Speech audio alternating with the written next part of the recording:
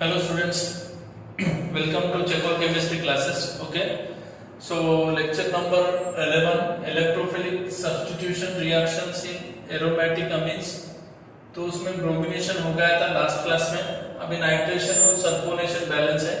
ठीक है, ब्रोमिनेशन मैंने क्लियर किया था, मतलब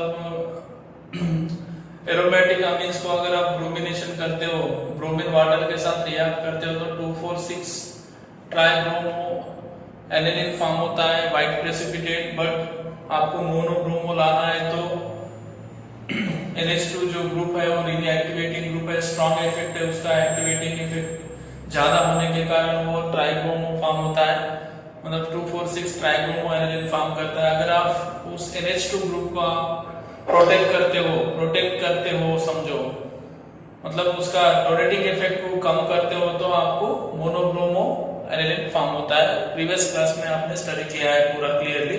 तो आज देखेंगे आप नाइट्रेशन और सल्फोनेशन. ओके, ठीक है, क्लियर है? यहां से आराम से सुनो. नाइट्रेशन होता क्या है बोले तो, नाइट्रेशन बोले तो नाइट्रेटिंग मिक्सचर. मतलब आपको क्या करना है बोले तो देखो सिंपल है, डायरेक्ट बताऊंगा आपको रिएक्शन के साथ. देखो एनिलीन है, NH2 एनिलीन. जब एनिलीन को आप कॉन्सेंट्रेटेड HNO3 और कॉन्सेंट्रेटेड H2SO4 के साथ नाइट्रेटिंग मिक्सचर बोलते हो इसको, राइट. 288 केल्विन के पास जब आप इस नाइट्रेटिंग मिक्सचर के साथ एनिलीन को रिएक्ट करते हो तो आपको generally NH2 NO2 plus NH2 NO2, sulphonation बाद में देखेंगे, NH2 और NO2 इस तरह फॉर्म होते हैं. ठीक है, तो ये हो गया आपका 51%, ये हो गया 47% और ये हो गया 2%. ठीक है, तो ये इसका नाम क्या है? इसका नाम है पैरा नाइट्रो एनिलीन. इसका नाम है मेटा नाइट्रो एनिलीन और इसका नाम है आर्थो नाइट्रो एनिलीन. ठीक है, यहां तक बात क्लियर है.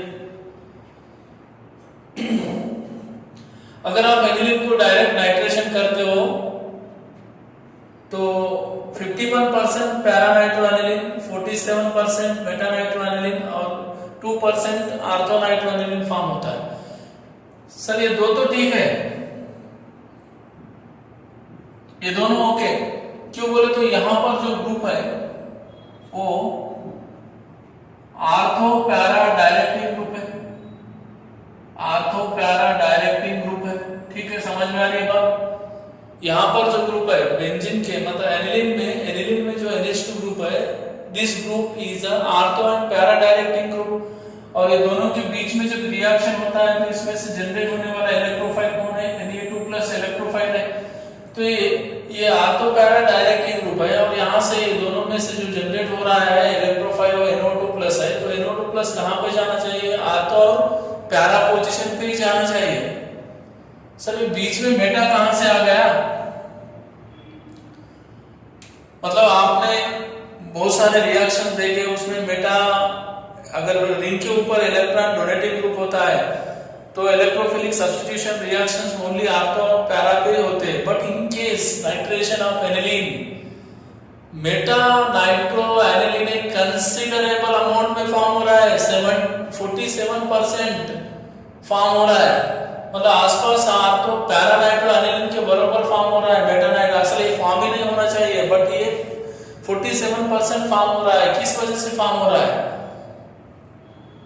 समझ में आ रही बात? मतलब किसी भी आर्थो पैरा डायरेक्टिंग ग्रुप है, किसी भी एरोमेटिक कंपाउंड्स के ऊपर अगर आर्थो पैरा डायरेक्टिंग ग्रुप है, आप उसको इलेक्ट्रोफिलिक सब्स्टिट्यूशन इलेक्ट्रोफाइल्स जब अटैक होता है इसके ऊपर तो जनरली वो आल्फा और पैरा पे जाता है, बेटा पे नहीं जाता, कभी नहीं जाता। ओके, फिर ये एलिनिन का नाइट्रेशन करते हो तो बेटा एक कंसीडरेबल अमाउंट में फॉर्म हो रहा है। किस वजह से फॉर्म हो रहा है बेटा? देखो आराम से सुनो, कुछ नहीं, ये सिंपल है। अब यहां से क्या हो रहा है बोले तो आराम से सुनो। आपने क्या किया है, एनिलीन लिया, एनिलीन, और इस एनिलीन को किस मीडियम में रिएक्शन कर रहे हो? स्ट्रॉन्ग एसिडिक मीडियम में रिएक्शन हो रहा है। स्ट्रॉन्ग एसिडिक मीडियम मतलब कॉन्संट्रेटेड HNO3 भी स्ट्रॉन्ग एसिड है और H2SO4 भी स्ट्रॉन्ग एसिड है। तो यहां से क्या रिलीज होते हैं? H+ आयंस रिलीज होते हैं। और जनरली एनिलीन्स जो है वो कौन से फॉर्म में? अमीन्स है। अमीन्स वाले कौन से फॉर्म में होते हैं? बेसिक फॉर्म में होते हैं, बेसिक नेचर में होते हैं, राइट? तो क्या होता है यहां पर, जब NH2 है यहां पे और यहां से H+ रिलीज हो रहा है, स्ट्रॉन्ग एसिडिक मीडियम होने की वजह से H+ मतलब H+ आयंस फॉर्म हो रहे हैं। मतलब एसिडिक मीडियम में कौन से आयंस होते हैं? H+ और नाइट्रोजन, एनिलीन के ऊपर जो नाइट्रोजन है NH2 ग्रुप, उसके ऊपर बॉन्ड पे रहे तो ये प्रोटोनेशन होके क्या फॉर्म होता है? NH3+ एनिलीन, यहां पर फॉर्म हो रहा है एनिलीनियम आयन फॉर्म हो रहा है, मींस कैटायन। अब ये जो ग्रुप है एनिलीनियम आयन में, एनिलीनियम में जो NH3 ग्रुप है, it is act as a meta directing group है। तो मान लो अगर आप समझने के लिए सपोज आपने 100 मॉलिक्यूल्स ऑफ एनिलीन ले लिए, तो उसमें से सारे के मतलब अब एक सॉल्यूशन में एनिलीन लिया, मतलब एक बीकर में आपने एनिलीन लिया, मान लो उसमें 100 मॉलिक्यूल्स ऑफ एनिलीन है, तो 100 के 100 एनिलीन मॉलिक्यूल प्रोटोनेट नहीं हो गए, उसमें से कुछ मॉलिक्यूल क्या करते हैं? प्रोटोनेशन होते हैं। मतलब सपोज 100 है, 100 में से मान लो कि 47 एनिलीन मॉलिक्यूल्स क्या किया? H+ आयंस को प्रोटोनेट कर दिया, तो फिर इसमें कन्वर्ट हो गए। और जितने H+ आयंस को प्रोटोनेट मतलब जितने एनिलीन ने प्रोटोनेट किया H+ आयंस को, उतने ही किसमें कन्वर्ट हो गए? Anilinium ion. और एनिलीनियम आयन में NH3+ क्या होता है? Meta directing group.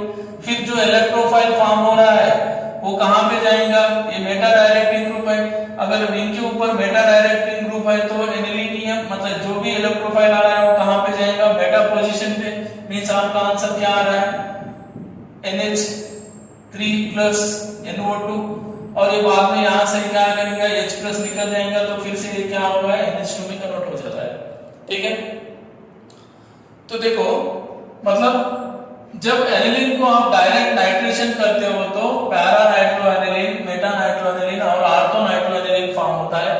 Sir ortho क्यों कम फॉर्म होता है बोले तो यहाँ पे स्टीरिक हिंडन की वजह से NO2 ग्रुप पैरा पे ज्यादा मोर इंटरेस्टेड है और मेटा पे क्यों है बोले तो some amount of aniline convert into anilinium ion. So anilinium ion में जो NH3 ग्रुप है वो मेटा डायरेक्टिंग ग्रुप है, और मेटा डायरेक्टिंग ग्रुप होने की वजह से जो भी इलेक्ट्रोफाइल आ रहा है वो मेटा पोजीशन पे जा रहा है। मतलब आपने जितना एनिलीन लिया उसमें से 47% एनिलीन क्या हो गया? एनिलीनियम आयन में कन्वर्ट होता है। अब जितना एनिलीनियम आयन में कन्वर्ट हुआ उतना ही मेटा नाइट्रोएनिलीन फॉर्म होता है, ठीक है? बस यही रीजन है, दूसरा कुछ भी नहीं है।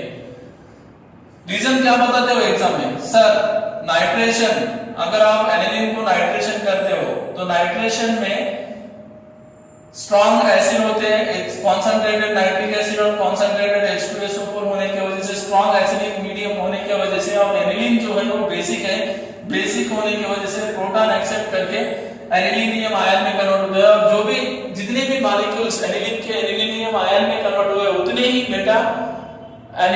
मेटा नाइट्रो एनिलीन में कन्वर्ट हो जाते हैं, ठीक है? सो ये है आपका क्वेश्चन। तो फिर अगर आप अभी समझो, अगर आप एनिलीन को डायरेक्ट नाइट्रेशन करते हो तो आपके तीनों प्रोडक्ट फॉर्म होते हैं और उसमें पैरा 51%, मेटा 47% और आर्थो 2%। बट आपको क्या करना है,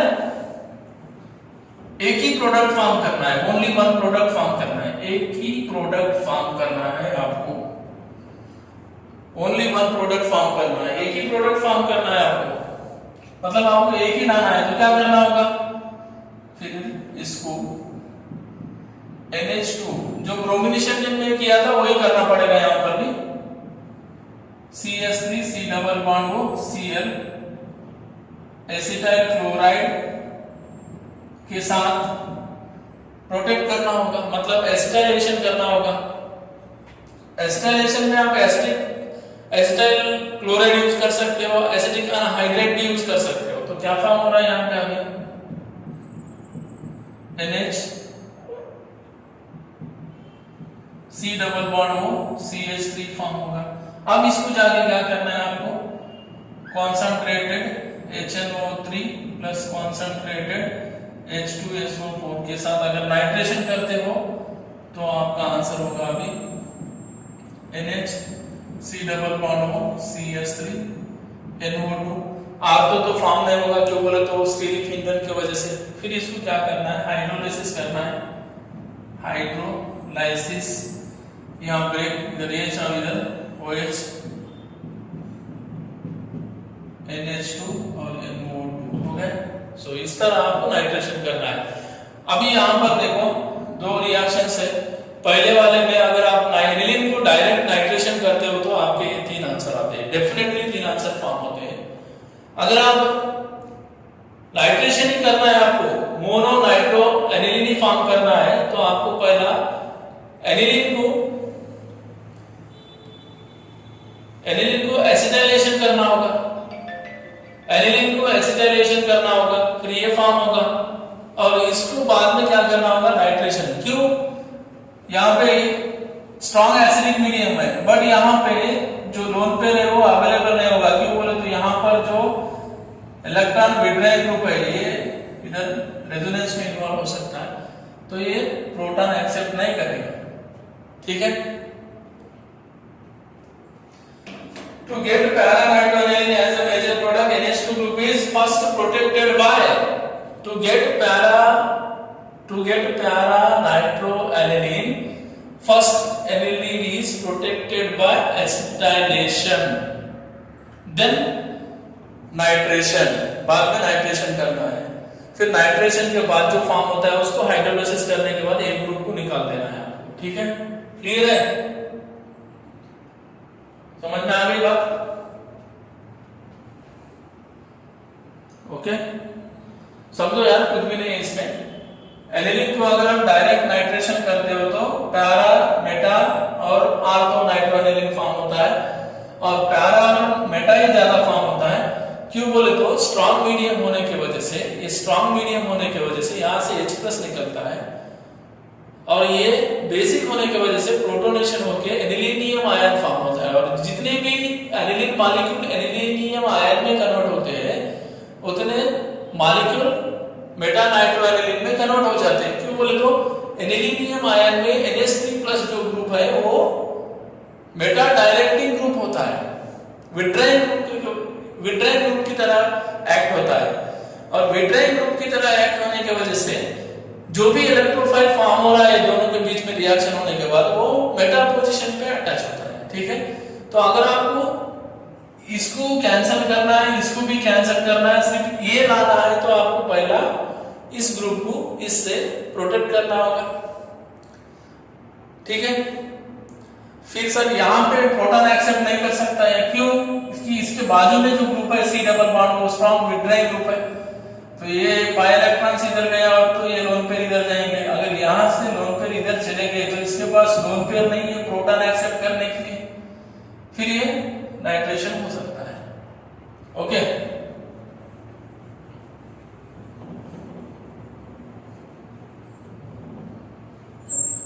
ठीक है, यहां तक क्लियर है, यहां तक क्लियर है। ओके, अभी सल्फोनेशन की बात करेंगे। सी लास्ट रिएक्शन है सल्फोनेशन। अब यहां पर भी क्या है बोले तो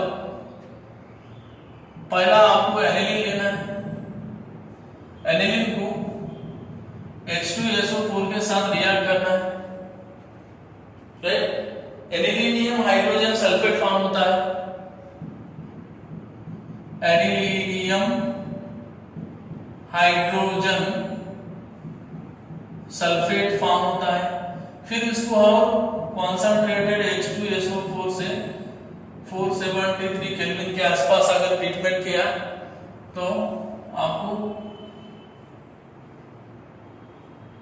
प्रोडक्ट फॉर्म होता है, उसका नाम है sulphanilic acid. Sulphanilic acid form होता है और ये जो है वो जनरली ज्विटर आयन के फॉर्म में होता है। अब इसको मैं एक्सप्लेन करूंगा। देखो पहले देखो स्टेटमेंट देखो, aniline react with concentrated sulphuric acid to form the anilinium hydrogen sulphate which on heating this sulphuric acid at 453 to 473 kelvin produce para amino benzene sulphonic acid.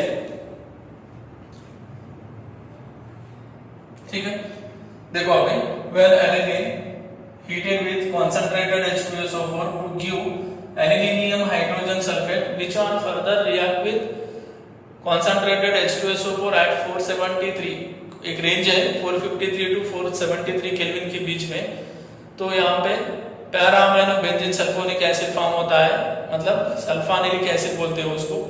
और वो कौन से फॉर्म में होता है? ज्विटर आयन के form में। देखो रिएक्शन देखो, देखो प्लीज NH2 है प्लस इसको आप क्या करें कॉन्सेंट्रेटेड H2SO4। सर यहाँ पर भी वही तो वही होता है ना, नाइट्रोजन के ऊपर लोन पे रहे और ये बेस और ये स्ट्रॉन्ग एसिड है, तो यहाँ से क्या रिलीज होता है H प्लस और यहाँ पे बचा क्या है HSO4 माइनस। तो ये दोनों का यहाँ एडिशन होने के बाद क्या होता है देखो, ये देखो NH3 प्लस हो गया, मतलब ये प्रोटॉन एक्सेप्ट कर लिया यहाँ से, NH3 प्लस हो गया और बाजू में बैलेंस क्या है HSO4 माइनस। ठीक है, इसको क्या बोलते हो आप? Anilinium hydrogen sulphate. Anilinium hydrogen sulphate. अब यहां से अगर फिर से अगर कॉन्सेंट्रेटेड, फिर से क्या है एसिडिक मीडियम में 453 to 473 केल्विन के आसपास फिर से H2SO4 के साथ रिएक्ट होके NH2 और यहाँ पे SO3H फॉर्म होता है। सर ये कैसा हुआ बोले तो सिंपल, यहाँ से देखो H2SO4, यहाँ से H2SO4 में H प्लस, यहाँ H2SO4 फिर से निकल जाएगा और यहाँ से हाइड्रोजन निकल गया और बचा वाला HSO3 ग्रुप यहाँ पे पैरा पोजीशन पे अटैच होता है। आर्थो में भी होता है, पैरा में भी होता है, मतलब ये फॉर्म आ गया इसमें से। मतलब यहाँ से इस तरह था ना अपना NHHH यहाँ पे प्लस और HSO4 माइनस, और जो आ रहा वो क्या है, जो ग्रुप आ रहा था वो भी क्या है H2SO4। ठीक है, तो इसमें से क्या होता है बोले तो OHSO3H, तो यहाँ जो है यहाँ से H2 निकल जाएगा। ठीक है, और यहाँ से ये हाइड्रोजन इधर ले लिया H2SO4 फिर से वापस NH2 वैसे का वैसा, और यहाँ पे क्या लग गया SO3H ग्रुप। ठीक है, तो ये हो गया यहाँ पे, क्लियर है। अभी यहाँ पर ये जो ग्रुप है देखो, इसको बोलते हो पैरा अमाइनो, मतलब ये देखो इसको ये पैरा पोजीशन पे para amino benzene sulphonic acid भी बोलते हो, और एक नाम इसको सल्फानिलिक एसिड भी है, सल्फानिलिक एसिड। और ये जो है ये कौन से फॉर्म में, डायपोलर आयन में एग्जिस्ट होता है, डाइपोलर आयंस में ज्विटर आयन में एग्जिस्ट होता है। क्यों बोले तो यहाँ पर जो ग्रुप है वो कौन सा ग्रुप है, बेसिक ग्रुप है, और यहाँ पर जो ग्रुप है वो एसिडिक ग्रुप है। और एक ही मॉलिक्यूल में ओनली वन मॉलिक्यूल है, एक ही मॉलिक्यूल में एसिडिक ग्रुप भी है और बेसिक ग्रुप भी है, तो कौन से फॉर्म में, तो यहाँ से इसके ऊपर लोन पेयर है और ये SO3H ग्रुप एसिडिक है, तो यहाँ से क्या रिलीज होगा, H+ रिलीज होगा, और H+ ये प्रोटॉन NH2 ग्रुप एक्सेप्ट कर लेगा, तो क्या फॉर्म हो रहा है, देखो NH3 प्लस और यहाँ पे SO3 माइनस, तो इसको बोलते हो आप ज्विटर आयन या फिर डाइपोलर आयन। ठीक है, समझ में आ गया बात। ये है सल्फोनेशन बेटा, कुछ भी नहीं है, सिंपल है। पहला एनिलीन को कॉन्सेंट्रेटेड H2SO4 के साथ जब ट्रीटमेंट करते हो तो एसिडिक मीडियम हो, और ये एसिडिक मीडियम है, H2SO4 एसिड है और ये बेस है, बेस एसिड में रिएक्शन के साथ फॉर्म होता है एनिलीनियम हाइड्रोजन सल्फेट, फिर से ये H2SO4 के साथ रिएक्ट होके क्या फॉर्म होता है, para amino benzene sulphonic acid form होता है, और ये para amino benzene sulphonic acid या फिर सल्फानिलिक एसिड डाइपोलर आयन में एग्जिस्ट होता है। क्यों होता है बोले तो ये इसमें जो फॉर्म हुआ है para amino benzene sulphonic acid, इसमें एक NH2 ग्रुप है और एक SO3H ग्रुप है। NH2 ग्रुप जो है वो बेसिक ग्रुप है और SO3H ग्रुप जो है वो एसिडिक ग्रुप है। वो बेसिक होने की वजह से और एसिडिक ग्रुप एक ही मॉलिक्यूल में होने की वजह से दोनों के बीच में रिएक्शन के साथ फॉर्म होता है। मतलब बेस होने की वजह से यहाँ से प्रोटॉन एक्सेप्ट कर लेता है, एसिड होने की वजह से यहाँ से प्रोटॉन रिलीज कर देता है, तो क्या फॉर्म हो गया, डाइपोलर आयन, उसी को आप ज्विटर आयन बोलते हो, राइट। ठीक है, समझ में आ गई बात। ये है sulphonation. Okay,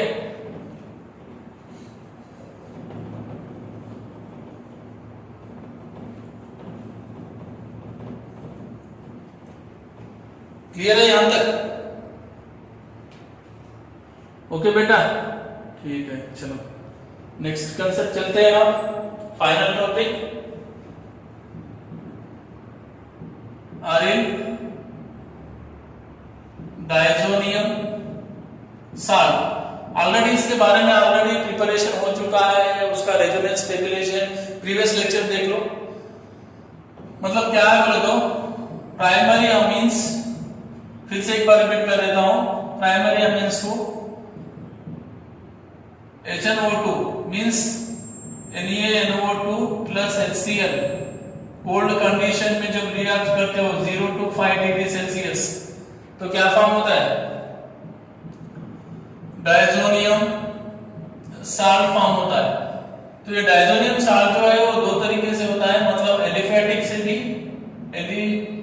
aliphatic primary amine से भी फॉर्म होता है और एरोमेटिक प्राइमरी अमीन से भी फॉर्म होता है। बट ये जो है ये अनस्टेबल है, मैंने प्रीवियस क्लास में बताया था। और ये जो है थोड़ा सा स्टेबल है। क्यों स्टेबल है बोले तो ड्यू टू रेजोनेंस बताया था मैंने, और उसके रेजोनेटिंग स्ट्रक्चर भी बताया था। ठीक है, प्रीवियस क्लास में देख लो। और ये जो है एलिफेटिक अमीन से जो डायजोनियम साल्ट बना है वो अनस्टेबल है। क्यों बोले तो उसमें रेजोनेंस नहीं है और इजीली डिकम्पोज होके सॉल्वेंट के कांटेक्ट में आके अल्कोहल में कन्वर्ट हो जाता है। और ये एरोमेटिक प्राइमरी अमीन से जो डायजोनियम साल्ट बनता है वो स्टेबल होता है, वर्सटाइल इंटरमीडिएट है। और इससे आप by using this diazonium salt, मतलब एरोमेटिक बेंजीन डायजोनियम साल्ट भी बोल सकते हो, बेंजीन डायजोनियम साल्ट को यूज करके आप मेनी ऑर्गेनिक कंपाउंड्स, मतलब बहुत सारे डेरिवेटिव्स बना सकते हो। ठीक है, वही करना है आपको। समझ में आ गई यहां तक बात? प्लीज ये हो चुका है, इसको टाइम वेस्ट मत करो। प्रीवियस क्लास में देखो, मैंने बताया था clearly reaction of nitrous acid में देख लो, reaction of aniline, reaction of amines with nitrous acid, primary amines के साथ, मतलब reaction of primary amines with nitrous acid, reaction of secondary amines with nitrous acid और tertiary amines with nitrous acid. तो उसमें आपको क्लियर हो जाएगा ये कहां बताया मैंने, बताया ना, कहां पढ़ा है मैंने, बताया ना। ठीक है, तो अभी फिर से एक बार example, generally aryl diazonium salt बनता कैसा है बोले तो आपको क्या करना है, NH2 ग्रुप लेना है और इसको क्या करना है, HNO2 के साथ ट्रीटमेंट करना है। यहां पर क्या मेंशन करना है, NaNO2 plus HCl, 0 to 5 degree Celsius या फिर 273 to 278 केल्विन, तो क्या फॉर्म होता है? आराम से देखो बच्चों, N2 प्लस और यहाँ पे X माइनस। अब X माइनस कुछ भी हो सकता है, HCl अगर लेते हो तो Cl, HBr लेते हो तो Br माइनस, आपकी मर्जी। Cl इसका नाम है बेंजीन डाइजोनियम क्लोराइड, ठीक है। जनरली इसको आप BDS बोलते हो, बेंजीन डाइजोनियम साल्ट, BDS, ठीक है। हाँ, ये जो है ये थोड़ा सा स्टेबल है। किस वजह से स्टेबल है बोले तो मैंने बताया था कि इस तरह यहाँ पर क्या होता है, रेजोनेंस होता है, ठीक है। ड्यू टू रेजोनेंस ये क्या है, स्टेबिलाइज है। रेजोनेंस मैंने बताया था प्रीवियस क्लास में, देख लो। तो ये होगा preparation of aryl diazonium salt from aniline. Aniline को क्या करना है, नाइट्रस एसिड के साथ रिएक्ट करना है अंडर कोल्ड कंडीशन, तो क्या फॉर्म होता है, बेंजीन डाइजोनियम क्लोराइड फॉर्म होता है। जनरली इसको अरील डाइजोनियम साल्ट बोलते हो। अरील मींस बेंजीन ग्रुप ही है, ओके ओके, यहां तक बात क्लियर है अभी। और ये अरील डाइजोनियम साल्ट जो है ना, जो फॉर्म हुआ है benzene diazonium chloride, is a colourless crystalline solid, it is easily dissolve in water. ये कुछ प्रॉपर्टीज है उसके, मतलब कलरलेस क्रिस्टलाइन सॉलिड होता है, वाटर में सॉल्युबल होता है। तो अभी properties of diazonium salt, right. तो इसके प्रॉपर्टीज मतलब ये जो ग्रुप है, देखो आराम से देखो, आपको अभी यहां से समझना है, N2 plus X minus aryl diazonium salt. तो इसके केमिकल प्रॉपर्टीज को दो टाइप में आप स्टडी कर सकते हो। पहला सुन लो, फर्स्ट है, फर्स्ट वाला है reaction involving displacement of Dizo group, diazonium group. Dizo group means N2 plus को निकालना है, मतलब डाइजोनियम साल्ट में से N2 प्लस को निकालना है। डिस्प्लेसमेंट, रिप्लेस करना है, इसको रिप्लेस करना है by using Cl, Br, OH, Cn, I, F, इस वाले बहुत सारे हैं। मतलब हम इस वाले ग्रुप को N2 plus X minus, N2 plus diazonium बोले तो N2 प्लस नाइट्रोजन है इसलिए डाइजो और प्लस है इसलिए नियम, डाइजोनियम ग्रुप को आपको रिप्लेस करना है बाय Cl, मतलब N2 प्लस X की जगह Cl लाना है, Br लाना है, OH लाना है, या फिर Cn, I, F कुछ भी लाना है। तो ऐसे एक रिएक्शन है। और दूसरा रिएक्शन है डाइजोनियम ग्रुप को reaction involving retention of diazonium group, reaction involving retention of diazonium group. मतलब दूसरा क्या है, डाइजोनियम ग्रुप उसी, मतलब इसको यहीं पे रखना है। तो आप जब मैं पढ़ाऊंगा तो बताऊंगा आपको, पहले ये क्लियर कर देंगे, बाद में वो पढ़ेंगे, ठीक है। Okay, reaction involving displacement of Dizo group, ठीक है। तो एक पहला हेडिंग लगाओ अभी,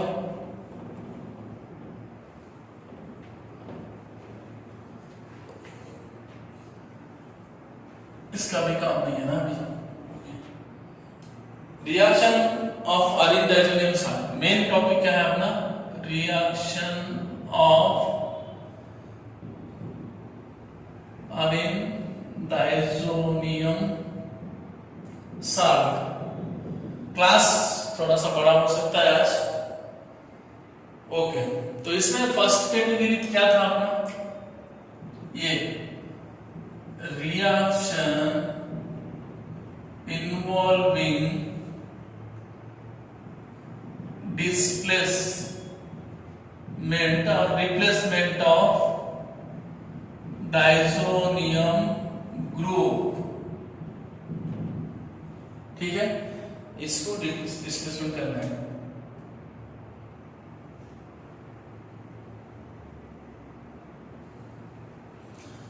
सर कैसा, हमको समझाना है बोले तो सिंपल में देखो भैया, ये जो ग्रुप था अपना N2 प्लस एक्स माइनस, तो यहाँ पर जो N2 प्लस है ना, ये it is a better leaving group.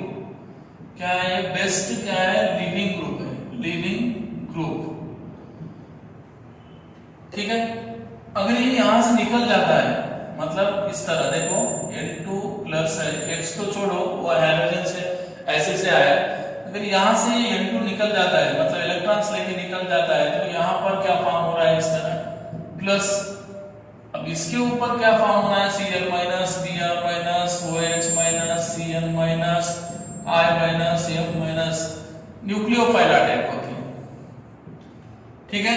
मतलब अरिल डाइजोनियम साल्ट में जो N2 प्लस डाइजोनियम ग्रुप जो है वो बेटर लिविंग ग्रुप है due to presence of positive charge on nitrogen. मतलब डाइजोनियम साल्ट में डाइजोनियम ग्रुप जो है वो बेटर लिविंग ग्रुप है। किस वजह से बेटर लिविंग ग्रुप है बोले तो डाइजोनियम साल्ट में नाइट्रोजन के ऊपर पॉजिटिव चार्ज होने की वजह से वो बेस्ट लिविंग ग्रुप है। और जब ये यहाँ से निकल जाता है, मतलब डाइजोनियम साल्ट में से N2 ग्रुप निकल जाता है नाइट्रोजन गैस के फॉर्म में, तो अरिन्स के ऊपर पॉजिटिव चार्ज आता है और इसके ऊपर न्यूक्लियोफाइल अटैक होते हैं, राइट। यही आपको स्टडी करना है अभी यहाँ पर, okay. Aryl diazonium salt undergo nucleophilic substitution reactions, मतलब आपको क्या करना है, न्यूक्लियोफिलिक सब्स्टिट्यूशन रिएक्शन स्टडी करना है। मतलब reaction involving displacement of diazonium group. आप डाइजोनियम ग्रुप को निकाल रहे हो, अभी डाइजोनियम ग्रुप निकल जाता है तो वो इलेक्ट्रॉन्स लेके निकल जा रहा है तो पॉजिटिव चार्ज आएगा, उसके ऊपर न्यूक्लियोफाइल अटैक हो रही है, तो क्या होगा, nucleophilic substitution reactions on benzene diazonium salt. तो ठीक है, तो आपको रिप्लेसमेंट करना है, किस किस से रिप्लेसमेंट करना है बोले तो पहला 1 इसमें replacement bye chlorine, bromine, Cl, इससे रिप्लेसमेंट करना है। देखो आराम से सुनो भैया, और इसको क्या बोलते हो आप जनरली, सैंड मेयर रिएक्शन, समझो आराम से, सैंड मेयर रिएक्शन। अब एक एक एक्सप्लेन करूंगा। देखो N2 प्लस एक्स माइनस लिया, सर यहाँ पर x माइनस ले रहे हो, अब वो x माइनस क्या हो सकता है, मैं ये साइड में लिख रहा हूँ, N2 प्लस Cl माइनस हो सकता है, या फिर N2 प्लस Br माइनस हो सकता है, ठीक है, समझ में आ रहा है। तो अभी आप इसको देखो 3 रिएक्शन कर सकते हो यहां पर, CuCl HCl, CuBr HBr, CuCl HCl, ठीक है, ठीक है ना, ओके। आराम से सुनो, कुछ भी नहीं है इसमें। देखो भैया एक एग्जांपल मैं क्लियरली यहां बताता हूं इसका। देखो इस तरह N2 प्लस एक्स माइनस है, अगर आप इसको किसके साथ ट्रीटमेंट कर रहे हो, CuCl HCl, तो यहां पर जो ग्रुप है, यहां ये x तो छोड़ दो भाई, ऑलरेडी x नेगेटिव है तो उसका छोड़ दो, यहां से N2 प्लस अगर निकल गया इधर, तो इसके ऊपर क्या आ गया, जब N2 निकल जाता है, N2 निकल गया तो यहाँ पे पॉजिटिव चार्ज आ गया। अब इस पॉजिटिव पे ऊपर कौन अटैक होता है, ये CuCl है ना, Cu प्लस Cl माइनस, तो ये Cl माइनस अटैक हो जाता है यहाँ पे, तो क्या हुआ, क्लोरोबेंजीन आ गया, फिर निकल गया है क्या, N2 गैस। तो यहाँ पर क्या हो, अगर आप डाइजोनियम साल्ट को CuCl के साथ ट्रीटमेंट करते हो इन प्रेजेंस ऑफ HCl, तो क्या होता है, क्लोरोबेंजीन प्लस N2 गैस निकलता है। अगर आप CuBr के साथ ट्रीटमेंट करते हो तो यहाँ पर ब्रोमो बेंजीन और N2 गैस निकलता है। अगर आप CuCN के साथ, यहाँ पे Cu plus Cn minus cyanobenzene form होता है इस तरह, प्लस N2 गैस। ठीक है, तो ये जो है ये रिएक्शंस किसको रिप्रेजेंट करते हैं? सैंडमेयर रिएक्शन को रिप्रेजेंट करते हैं। कौन से रिएक्शंस? Sandmeyer reactions. मतलब फ्रेशली, कभी भी सुनो भैया, ये जो है freshly prepared diazonium salt, freshly prepared diazonium salt is mixed with cuprous chloride, mixed with cuprous chloride या फिर क्यूप्रस ब्रोमाइड या फिर क्यूप्रस साइनाइड, तो N2 गैस निकल जाके उसकी जगह Cl Br NaCN आता है। सर यहाँ अगर Cl है तो यहाँ पर भी Cl है, ऐसा कोई कंडीशन नहीं है। अगर आपका यहाँ पे CuCl है, N2 प्लस Cl माइनस है, N2 प्लस Cl माइनस है और आप CuBr ऐड कर रहे हो तो भी आपका ब्रोमोबेंजीन फॉर्म होता है, राइट। यहाँ पे CuBr है तो यहाँ पर N2 प्लस Br माइनस होना जरूरी नहीं है। समझ में आ रही बात? यहाँ पर कुछ भी हो इससे लेना देना नहीं है, आपको सिर्फ यहाँ पर देखना है CuCl, CuBr, CuCl। अगर यहाँ पे N2 प्लस Cl माइनस है और आप CuCl के साथ ट्रीटमेंट कर रहे हो तो क्लोरोबेंजीन, और यहाँ पे N2 प्लस Cl माइनस है और आप CuBr के साथ ट्रीटमेंट कर रहे हो तो यहाँ से Br ही आएगा। ठीक है, सो ये है सैंडमेयर रिएक्शन। समझ में आ गई बात? Sandmeyer reactions. और उसी तरह यहाँ पर हावेट रिएक्शन है। अगर आप इसी रिएक्शन को समझो, यहाँ पे N2 प्लस X माइनस है, सेम रिएक्शन है, देखो कितना सिमिलर मैच होता है। CuHCl यूज करते हो या फिर CuHBr यूज करते हो तो आपको भी आंसर यहाँ पे वही मिलेगा, Cl प्लस N2 गैस और यहाँ पर Br plus N2 gas. But this two reactions, इस वाले रिएक्शन को क्या बोलते हो? Gattermann reaction. सिंपल है, गटरमैन कुछ फॉर्मुलेशन अलग है। गटरमैन रिएक्शन देखो, ये है आपका बेंजीन डाइजोनियम साल्ट। जब भी बेंजीन डाइजोनियम साल्ट को CuCl, CuBr, CuCN के साथ जब ट्रीटमेंट करते हो तो सैंडमेयर, और डाइजोनियम साल्ट को कॉपर पाउडर मतलब HCl के साथ ट्रीटमेंट करना है in presence of copper powder, तो आपका रिएक्शन गटरमैन होता है। सर दोनों में तो प्रोडक्ट सेम ही आ रहा है, फिर ये क्या है? मतलब ये अलग अलग है। ये सैंडमेयर का मेथड है, ये गटरमैन का मेथड है। सैंडमेयर ने CuCl यूज किया था, cuprous chloride, cuprous bromide, cuprous cyanide use किया था, बट गटरमैन ने copper powder HCl, copper powder HBr use किया था। दोनों का अलग अलग मेथड है, प्रोडक्ट सेम ही है। ठीक है, तो सर फिर ये दोनों में कौन सा बेटर यील्ड आ सकता है बोले तो Sandmeyer reaction always greater than Gattermann reaction. मतलब इसमें जितना यील्ड मिलता है उससे ज्यादा यहाँ पर यील्ड होता है सैंडमेयर में। ठीक है, ये भी बात याद रख लो। तो ये हो गया रिप्लेसमेंट बाय Cl, Br और Cn से। ओके, समझ में आ गया? ये पहला हो गया। अब दूसरा, पहला होगा या साइड में लिख देना रिप्लेसमेंट बाय कौन सा हुआ? Cl, Br और Cn। अब दूसरा क्या है आपका? सेकंड रिएक्शन रिप्लेसमेंट बाय, अब क्या हुआ? क्लोरीन ब्रोमीन से तो हो गया, अब देखो आयोडीन से। रिप्लेसमेंट बाय आयोडीन मतलब डाइजोनियम ग्रुप को आयोडीन से रिप्लेस करना है। डाइजोनियम ग्रुप को किसके साथ रिप्लेसमेंट करना है? डाइजोनियम। तो कुछ भी नहीं, सिंपल है। देखो N2 प्लस X माइनस है, इसको पोटेशियम आयोडाइड के साथ फीड करो।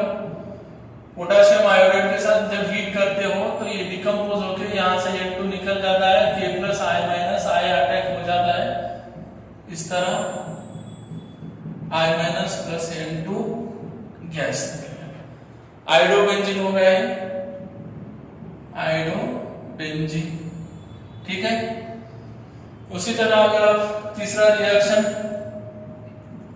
रिप्लेसमेंट बाय फ्लोरीन, तो जैसा क्लोरीनेशन ब्रोमिनेशन मतलब सैंडमेयर रिएक्शन में जैसे आपने क्लोरोबेंजीन ब्रोमोबेंजीन प्रिपेयर किया, उसी तरह आयोडोबेंजीन और फ्लोरोबेंजीन होता है क्या? नहीं होगा, नॉट पॉसिबल।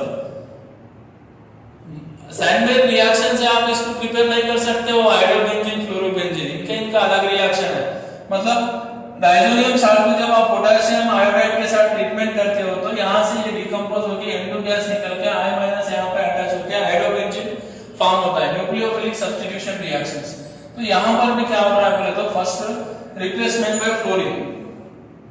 अब फ्लोरीन को रिप्लेसमेंट करना है बोले तो पहला यहाँ पे अब इसको शॉर्टकट में लिख लो ना, बेंजीन को शॉर्ट फार्मूला AR लिख सकते हो, सिंपल हो जाएगा आपको।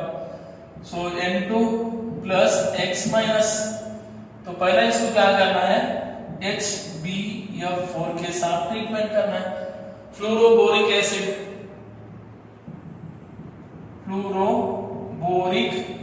के साथ ट्रीटमेंट करना है। फ्लोरोबोरिक एसिड के साथ जब आप ट्रीटमेंट करते हो तो आपका साल्ट फॉर्म होता है AR N2 H प्लस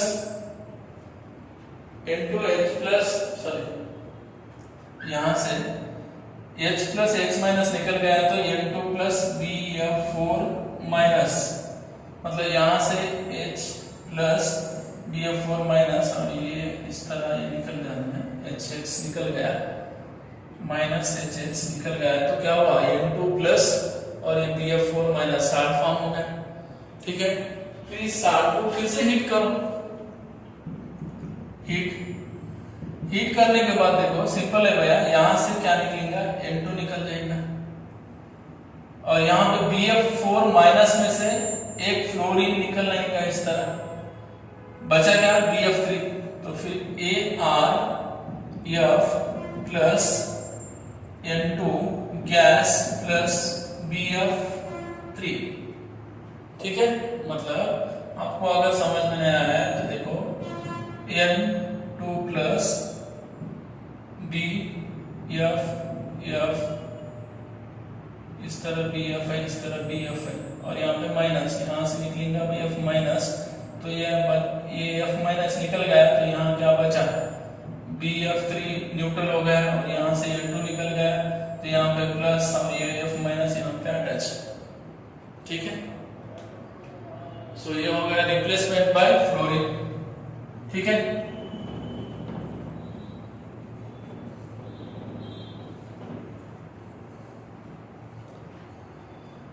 अब नेक्स्ट 3 हो गए, fourth one replacement bye hydrogen, hydrate ions के साथ रिप्लेसमेंट करना है। तो सिंपल है, कुछ भी नहीं है। देखो N2 प्लस X माइनस है, इसको H3PO2 के साथ ट्रीटमेंट करो, H3PO2 plus water. Important reactions है इन प्रेजेंस ऑफ CuCl, तो क्या होता है बोले तो सिंपल में plus N2 gas benzene form होता है, अरिन H3PO3 plus HX, H3PO3 plus HX form होता है। अगर आप इसी को N2 plus X minus plus CH3 CH2OH plus H2O के साथ ट्रीटमेंट करते हो, सॉरी इथेनॉल के साथ, तो आपका आंसर होगा benzene plus CH3CHO plus N2 gas, इस तरह, और बाद में HX byproduct HX, right. Hydrophosphorous acid इसको बोलते हो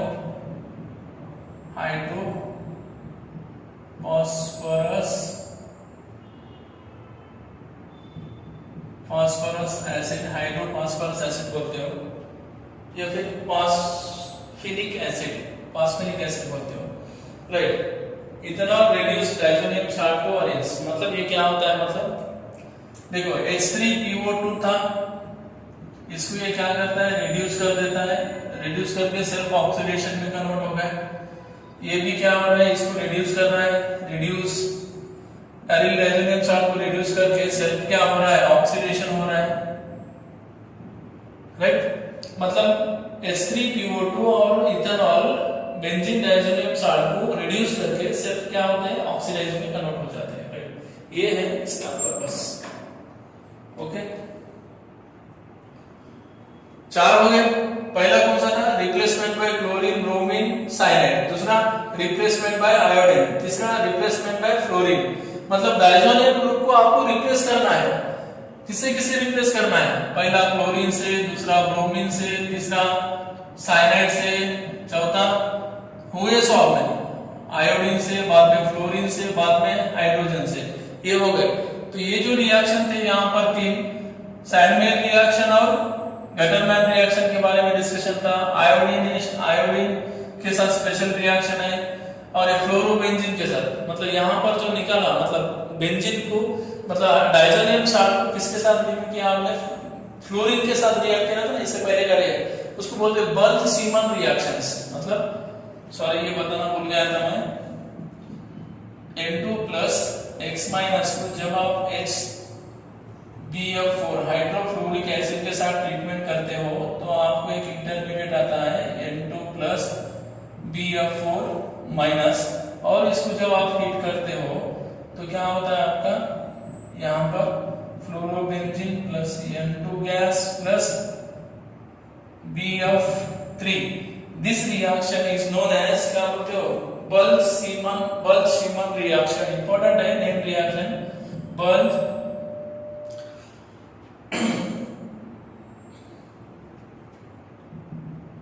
semen reaction, Balz Schiemann reaction बोलते हो, याद रख लो, इंपॉर्टेंट है फ्लोरिनेशन के लिए।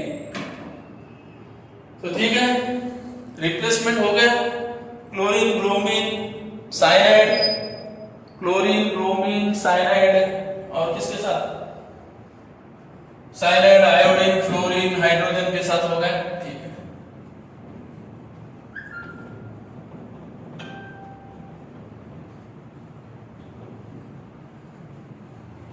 ओके, थोड़ा अब है रिप्लेसमेंट बाय